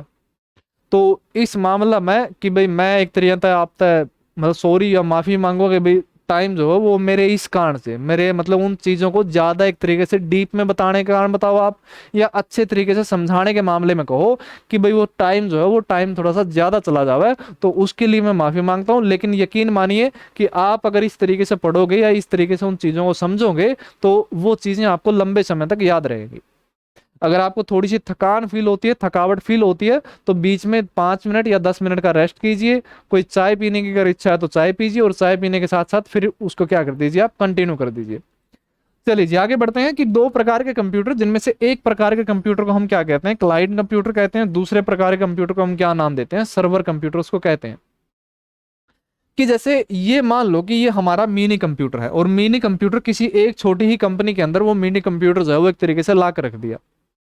और मान लो कि भाई उस कंपनी का कुछ एक डाटा था, उस एक कंपनी की कुछ एक जानकारी थी, और वो सारा डाटा जो है, वो सारा डाटा इस कंप्यूटर के अंदर जो है वो एक तरीके से स्टोर कर दिया। और इस डाटा की जरूरत जो है, वो इस डाटा की जरूरत हर एक एम्प्लॉय को पड़ती है कि भाई इसको भी जरूरत पड़ती हो, इसको भी जरूरत पड़ती हो, इसको भी जरूरत पड़ती हो। ठीक है ना। तो जैसे मान लो कि भाई ए कंप्यूटर को कुछ एक डेटा की जरूरत पड़ी, तो वो क्या हुआ, इससे जुड़ा और उसने वो क्या कर लिया, उस डेटा को कलेक्ट कर लिया, उस डेटा को देख लिया। बी कंप्यूटर को जरूरत पड़ी, तो बी कंप्यूटर मिनी कंप्यूटर से जुड़ा और वो उसने क्या कर लिया, उस डेटा को देख लिया। इसी प्रकार से सी, इसी प्रकार से डी, इसी प्रकार से ई, अगर और भी कोई लगा है तो उसने क्या किया, मतलब एक तरीके से इस डेटा को देख लिया। मतलब सिंपल आसान तरीके से देखें कि भाई कहीं कहीं एक कोई ऐसा कंप्यूटर हो, कहीं कोई एक ऐसा कंप्यूटर रखा गया हो जिस कंप्यूटर के अंदर उस संस्था या कोई भी, कोई कॉलेज या कोई कैंपस कोई भी है, तो उस संस्था या उस कंप्यूटर, उस कंपनी का डेटा अगर किसी एक कंप्यूटर के अंदर एक जगह रख दिया जाए, तो उस कंप्यूटर को एक नाम दिया जाता है, और उस कंप्यूटर को हम कहते हैं सर्वर कंप्यूटर। सर्वर कंप्यूटर उसको नाम दिया जाता है। यानी कि एक ऐसा कंप्यूटर जिसके अंदर डेटा जो है वो किसी एक ही जगह जो है वो एक तरीके से स्टोर किया हो। अगर इस कंप्यूटर के अंदर स्टोर है तो इसको हम क्या नाम देंगे, उसको हम नाम देंगे सर्वर कंप्यूटर। और बाकी के जितने कंप्यूटर उसके साथ जुड़े हैं, बाकी के जितने भी कंप्यूटर उसके साथ जुड़े हैं, जो डेटा की डिमांड करते हैं, डेटा इससे लेते हैं, तो उन कंप्यूटर को एक नाम दिया जाता है, और उन कंप्यूटर को हम कहते हैं क्लाइंट कंप्यूटर। मेरे ख्याल से थोड़ी बहुत चीजें हैं जो एक तरीके से क्लियर हुई होंगी कि जिसके अंदर डेटा स्टोर है वो आपका सर्वर, और जो डेटा की डिमांड करता है या डेटा के लिए रिक्वेस्ट करता है, तो वो सारे कंप्यूटर आपके कौन से कहलाएंगे भाई, आपके क्लाइंट कंप्यूटर एक तरीके से कहलाएंगे। और मिनी कंप्यूटर का जो प्रयोग है, मिनी कंप्यूटर के अंदर एक और लाइन क्या ऐड होती है कि भाई ये एक प्रकार का ऐसा कंप्यूटर है जिसको नेटवर्क सर्वर के रूप में भी क्या किया जा सकता है, प्रयोग किया जा सकता है। नेटवर्क सर्वर मतलब कि नेटवर्क क्या होता है, कंप्यूटर नेटवर्क, कि कई कंप्यूटर को आपस में क्या कर दिया जाए, जोड़ दिया जाए। और जब उनके बीच में डेटा का आदान प्रदान होता है, कि एक जगह से दूसरी जगह जब डेटा जाता है, तो उसको हम कहते हैं नेटवर्क। और ये कंप्यूटर सर्वर की तरह काम करता है, तो इसको एक नाम दिया जाता है, इसको हम कहते हैं नेटवर्क सर्वर। कि भाई आपका मिनी कंप्यूटर जो है, वो मिनी कंप्यूटर एक सर्वर सर्वर कह लें, या फिर नेटवर्क सर्वर की तरह क्या कर सकता है, वो कार्य कर सकता है। तो ये कुल मिलाकर के मामला बनता है आपका मिनी कंप्यूटर को लेकर के, कि मिनी कंप्यूटर को जो प्रयोग करना है वो एक तरीके से हमें टर्मिनल की आवश्यकता पड़ती है। टर्मिनल कितने प्रकार के होंगे, डम होगा या इंटेलिजेंट होगा, कि अगर थोड़ा बहुत कार्य करना है तो उसके लिए हम इंटेलिजेंट टर्मिनल प्रयोग करते हैं, क्योंकि उसके अंदर सीपीयू होता है। उसके बाद कि जो इस कंप्यूटर का जो प्रयोग है, इसका कंप्यूटर का प्रयोग वहां पर किया जाता है जहां पर मतलब मैक्सिमम 200 लोग हो सकते हैं, कि भाई कॉलेज के अंदर प्रयोग कर लिया, कैंपस के अंदर प्रयोग कर लिया। और इसी प्रकार के इस कंप्यूटर का जो प्रयोग है वो एक तरीके से हम किसके रूप में कर सकते हैं भाई, सर्वर के रूप में भी इस कंप्यूटर का प्रयोग कर सकते हैं। तो कुल मिलाकर जो ये मामला बनता है, ये मामला आपका मिनी कंप्यूटर को लेकर के बनता है। उसके बाद जो दूसरा जो सॉरी तीसरा जो कंप्यूटर है, तीसरे कंप्यूटर के लिए आप हेडिंग डालिए, और उस कंप्यूटर को कहा जाता है main frame computer. Main frame computer, इस कंप्यूटर का जो साइज है वो माइक्रो और मिनी से क्या होता है, अधिक होता है, लेकिन सुपर कंप्यूटर से क्या होता है, सुपर कंप्यूटर से कम होता है। ठीक है जी। मेन फ्रेम के अंदर पहली चीज जो है वो एक तरीके से ये यहां पर ऐड होती है। और इसके साथ साथ मेन फ्रेम के अंदर एक और चीज कि जो इसकी प्रोसेसिंग पावर है, प्रोसेसिंग पावर जो है वो भी माइक्रो मिनी से अधिक होती है, लेकिन सुपर कंप्यूटर से क्या होती है, कम होती है। उसके बाद जो इसके अंदर डेटा स्टोरेज की कैपेसिटी होती है, जो डेटा स्टोरेज की कैपेसिटी होती है वो क्या होती है, सबसे अधिक होती है। सबसे अधिक जो डेटा स्टोरेज की कैपेसिटी होती है वो मेन फ्रेम के अंदर एक तरीके से होती है। और इसी कारण कि मतलब ऐसा कंप्यूटर जिसके अंदर जिसका जो मतलब जिसका जो प्रयोग है वो प्रयोग सिर्फ और सिर्फ डेटा स्टोर करने के लिए जिसका प्रयोग होता हो। जैसे मैं एक इसके अंदर एक लाइन लिखवाता हूं कि भाई इस कंप्यूटर मतलब मेन फ्रेम कंप्यूटर का प्रयोग मिलियंस ऑफ रिकॉर्ड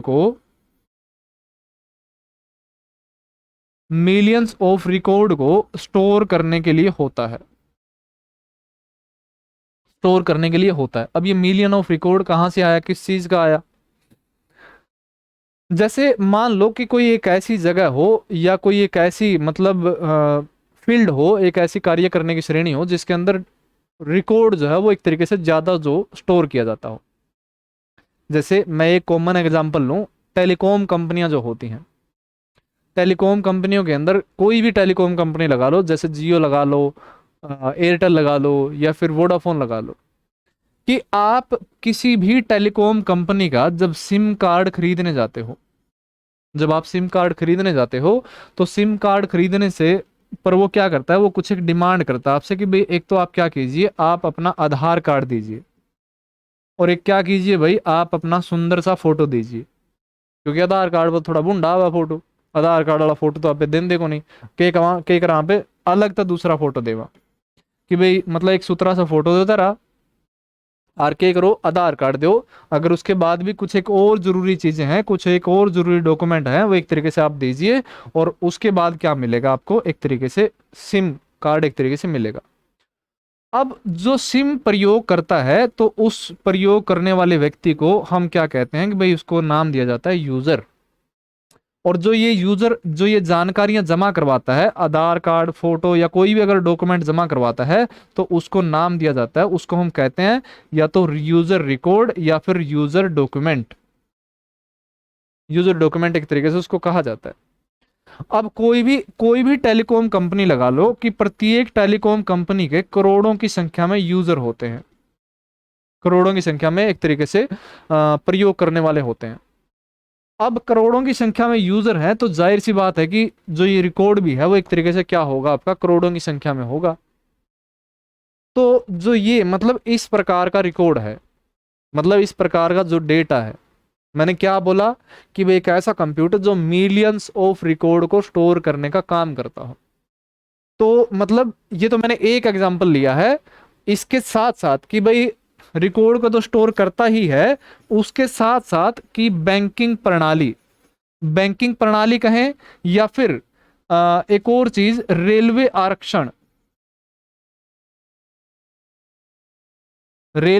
कहें, और उसके साथ साथ बड़ी बड़ी संस्थाएं हों, बड़ी बड़ी कंपनियां हों, उनके अंदर कौन से कंप्यूटर का प्रयोग किया जाता है, भाई मेन फ्रेम कंप्यूटर का एक तरीके से प्रयोग होता है। ठीक है। यहां तक मतलब बैंकिंग वाला भी मामला अगर आपको समझ में आ गया होगा, तो एक बैंक के अंदर भाई हजारों की संख्या में यूजर होते हैं, उनका सारा डेटा मेंटेन करना। और मेन फ्रेम ऐसा कंप्यूटर होता है जिसके अंदर स्टोरेज व्यवस्था जो है कि भी डेटा को स्टोर करने की व्यवस्था जो है एक तरीके से ज्यादा दी जाती है। तो ये बैंकिंग वाला सेक्टर आ गया, रेलवे आरक्षण, इनमें तो डेटा को स्टोर करने की जरूरत पड़ती है। या फिर जो आपकी ये टेलीकॉम कंपनियां हैं, इनको भी अगर डॉक्यूमेंट या यूजर का रिकॉर्ड स्टोर करना हो तो उनके अंदर भी एक तरीके से जरूरत पड़ती है। अब इसके साथ साथ कि भाई एक और चीज जो आती है, और उस चीज को समझाने से पहले मैं अगर आपको मेन फ्रेम कंप्यूटर का अगर मैं आप लोगों को आकार दिखाऊं, कि जो ये कंप्यूटर, जो आपका मेन फ्रेम कंप्यूटर होता है, मेन फ्रेम कंप्यूटर मतलब लगभग इतने आकार का एक मेन फ्रेम कंप्यूटर होता है भाई, लगभग इतने आकार का। और इस फिर वही एक और बात मिनी कंप्यूटर वाली बात आती है कि भाई इस कंप्यूटर के अंदर अगर आप देख पा रहे हो कि कहीं भी आपको मॉनिटर जो है या डिस्प्ले या स्क्रीन जो है एक तरीके से दिखाई नहीं दे रही, तो मेन फ्रेम कंप्यूटर को भी अगर प्रयोग करना है, मेन फ्रेम कंप्यूटर के ऊपर अभी हमें कार्य करना है, तो हमें किसकी आवश्यकता पड़ती है भाई? टर्मिनल की आवश्यकता पड़ती है। वही टर्मिनल जो हमने मिनी कंप्यूटर के लिए प्रयोग किया गया था। तो इसी के साथ कि भाई जो मेन फ्रेम कंप्यूटर को अगर प्रयोग करना है तो वो हमें किसकी आवश्यकता पड़ेगी भाई? हमें एक तरीके से टर्मिनल की आवश्यकता पड़ेगी। और टर्मिनल कौन से? एक आपका डम टर्मिनल और दूसरा कौन सा? आपका इंटेलिजेंट टर्मिनल एक तरीके से होता है। अब इतना मतलब इतने आकार का आपका मेन फ्रेम कंप्यूटर होता है भाई। उसके साथ साथ कि भाई अगर जो हमने मिनी कंप्यूटर के अंदर एक शब्द प्रयोग किया और वो शब्द था आपका सर्वर, कि भाई ऐसा कंप्यूटर जिसके अंदर डेटा जो है वो किसी एक जगह पर क्या किया जाता है? स्टोर किया जाता हो। मिनी कंप्यूटर सर्वर की तरह जरूर काम करता है, लेकिन उसके साथ साथ मेन फ्रेम कंप्यूटर भी जो है, मेन फ्रेम कंप्यूटर भी जो है वो एक प्रकार से सर्वर का ही काम करता है। लेकिन ये मुख्य रूप से किस सर्वर के रूप में प्रयोग किया जाता है? ये आपका डेटाबेस सर्वर के अंदर प्रयोग होता है। यानी कि एक प्रकार का कंप्यूटर ही होता है सर्वर। क्या? सर्वर कोई अलग से चीज नहीं होती, सर्वर एक प्रकार का कंप्यूटर ही है। सिर्फ उसके अंदर फर्क है कि उसका जो काम करने की गति है और उसके अंदर डाटा स्टोर करने की क्षमता है वो एक तरीके से अधिक होती है। तो इसको एक नाम दे दिया जाता है, इसको, इस कंप्यूटर को हम सर्वर कहते हैं। कि ये सर्वर जरूर है, लेकिन ये सर्वर कौन से प्रकार का सर्वर है? ये डेटाबेस सर्वर है। मतलब कि किसी कंप्यूटर या किसी सर्वर को एक तरीके से इस प्रकार से प्रयोग किया जाए कि उसके अंदर सिर्फ और सिर्फ कि किसी कंपनी का, किसी संस्था का कोई इंपॉर्टेंट डेटा जो है वो किसी एक सर्वर के अंदर रखा जाता है, तो उस प्रकार के सर्वर को हम कहते हैं डेटाबेस सर्वर, कि जिसके अंदर सिर्फ और सिर्फ डेटा ही रिकॉर्ड किया जाता है। और इस जो मेन फ्रेम कंप्यूटर है, मेन फ्रेम कंप्यूटर आपका किसकी तरह कार्य करता है? डेटाबेस सर्वर की तरह एक तरीके से कार्य करता है। और उसके साथ साथ कि भाई मैंने टर्मिनल एक तरीके से बताया कि भाई इसको टर्मिनल की सहायता से एक्सेस किया जा सकता है। और मैंने टर्मिनल का प्रयोग मिनी कंप्यूटर के साथ किया था कि भाई मिनी कंप्यूटर के साथ क्या कर दिया जाए? मॉनिटर जो है वो एक तरीके से लगा दिए जाए और प्रत्येक मॉनिटर पर यूजर बैठा दिया जाए। तो इस कारण इस कंप्यूटर को हम क्या कहते हैं? मल्टी यूजर कंप्यूटर एक तरीके से कहते हैं। तो टर्मिनल तो हम मेन फ्रेम के साथ भी कनेक्ट कर सकते हैं। और मिनी कंप्यूटर के साथ जो ये अधिकतम संख्या हो सकती थी वो कितनी हो सकती थी भाई? वो 200 हो सकती थी। लेकिन मेन फ्रेम के साथ जो ये कनेक्ट हो सकते हैं वो कितने हो सकते हैं भाई? लगभग 2000 कंप्यूटर, 2000 टर्मिनल जो है एक तरीके से जोड़े जा सकते हैं। यानी कि मेन फ्रेम कंप्यूटर की स्पीड और स्टोरेज के आधार पर हम लगभग 2000 जो टर्मिनल है वो एक तरीके से जोड़ सकते हैं। अगर 2000 टर्मिनल जोड़ दिए तो मतलब प्रत्येक टर्मिनल पर कोई अलग अलग व्यक्ति जो है एक तरह से कार्य करे। यानी कि एक साथ 2000 व्यक्ति जो है इस कंप्यूटर के ऊपर कार्य कर सकते हैं। और 2000 व्यक्ति कहाँ कार्य करते हो? जो बड़ी बड़ी कंपनियां, बड़ी बड़ी संस्थाएं हैं। तो इसके साथ एक और चीज ऐड क्या होगी कि मेन फ्रेम कंप्यूटर का जो प्रयोग है वो आपका बड़ी बड़ी संस्थाओं, बड़ी बड़ी कंपनियों के अंदर इसका प्रयोग किया जाता है, जहां पर कर्मचारी कितने हो? लगभग हजारों की संख्या में कर्मचारी हो। ठीक है ना? चलिए जी, उसके बाद एक और मामला जो हमारा लास्ट कंप्यूटर बचा, वो हमारा कंप्यूटर कौन सा है भाई? आपका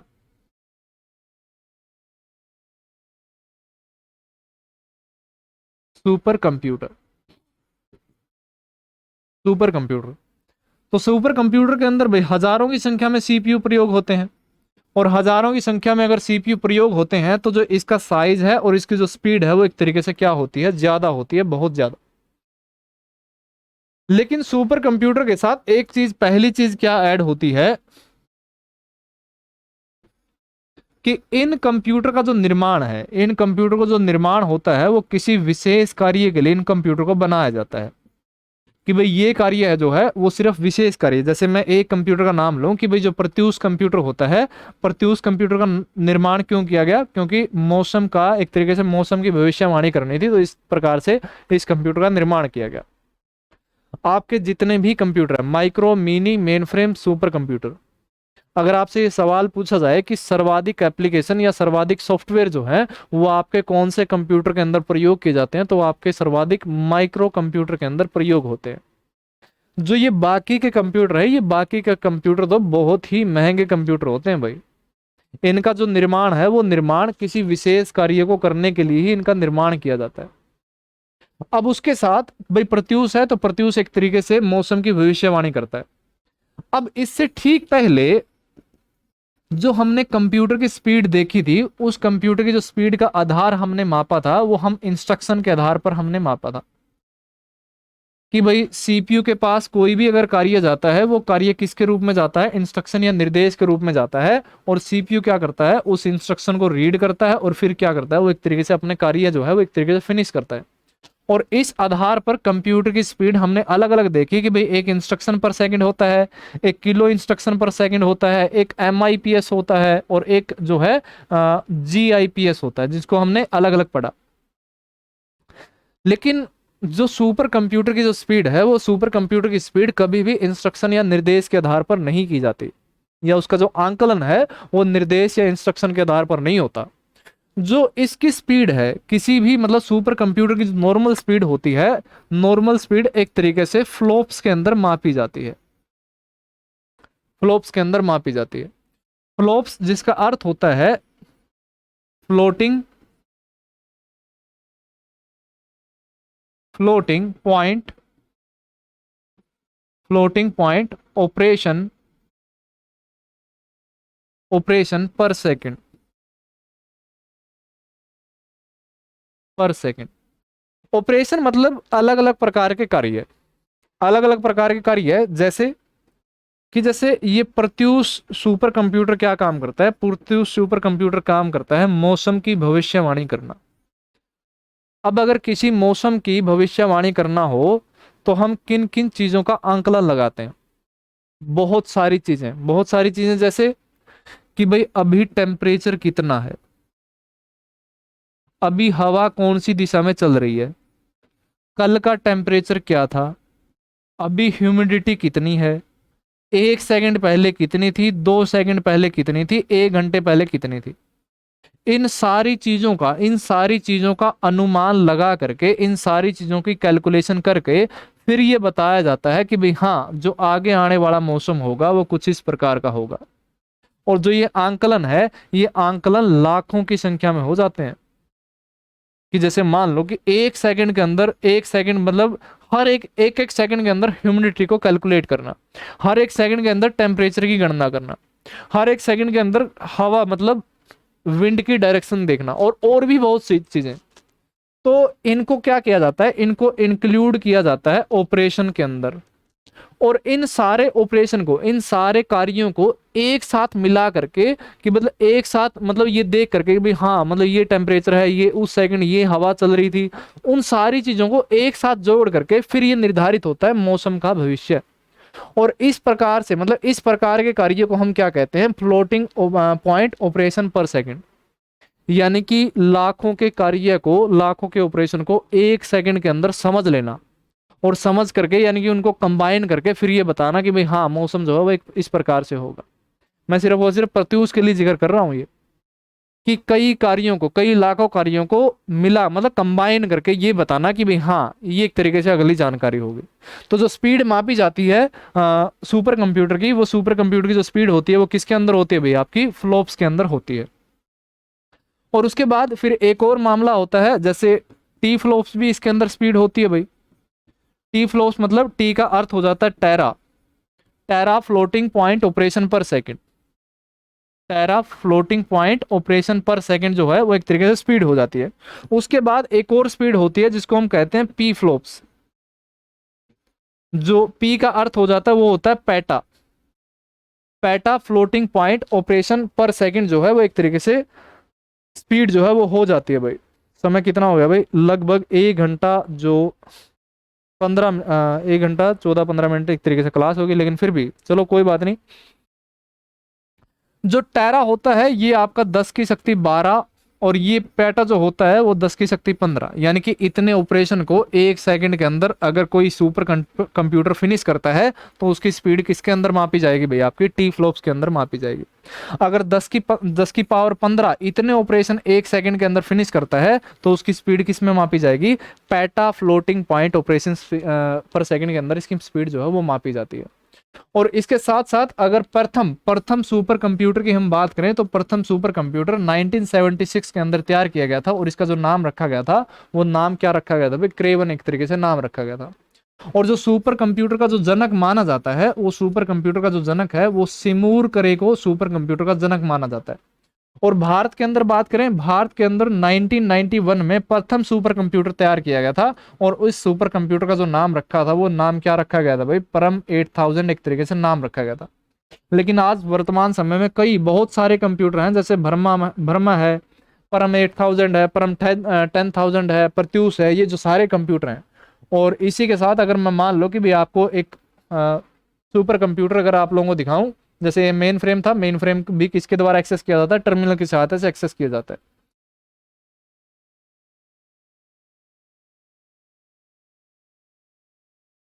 ये आपका परम मतलब परम जो सुपर कंप्यूटर है, इतना इतना आकार जो होता है वो सुपर कंप्यूटर परम सुपर कंप्यूटर का होता है। कि जैसे एक और अगर मैं दिखाऊं, ये भाई आपका परम भरमा सुपर कंप्यूटर है, कुछ इस प्रकार का, इतनी इतनी मतलब बड़ा आकार का होता है सुपर कंप्यूटर। ठीक है जी।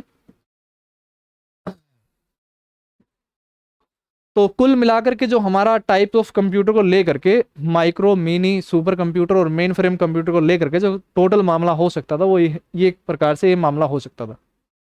और इसमें से अलग अलग प्रकार के जो सवाल हैं वो एक तरीके से पूछे जाते हैं। इनमें से मैं कोशिश करूंगा कि जल्द ही मतलब एक कोई छोटी सी वीडियो इनकी एमसीक्यू की भी एक तरीके से मैं डालूं। और उसके साथ साथ जैसा मैंने पहले आप लोगों को कहा था कि भाई जल्द ही आज या कल के अंदर दोबारा एक तरीके से या तो हरियाणा जीके की करंट अफेयर या फिर हरियाणा जीके का कोई एक ऐसा टॉपिक जो है उसकी भी क्लास एक तरीके से भाई मैं जल्द ही या तो आज या कल एक तरीके से उसकी क्लास जो है एक तरीके से प्रोवाइड करवा दूंगा। और उसके साथ साथ जैसे ही मुझे समय लगेगा कि जैसे साइंस के अंदर भी जो केमिस्ट्री का पोर्शन है या एक तरीके से फिजिक्स का पोर्शन है, जो जिनमें एक तरीके से स्टूडेंट को जब सबसे ज़्यादा समस्या आती है साइंस के टॉपिक को लेकर के, तो उनकी भी 1 बाय 1 जो क्लास है, जो थ्योरी क्लास है, वो एक तरीके से मैं डालने की कोशिश करूंगा जैसे ही मुझे समय मिलेगा। और अभी जो नेक्स्ट क्लास है वो या तो आपको हरियाणा की थ्योरी को लेकर हो सकती है या फिर हरियाणा के करंट अफेयर, मतलब जैसे ही वो प्रिपेयर होगी मैं आप लोगों को वो क्लास जो है वो जल्दी ही कोशिश करूंगा मैं।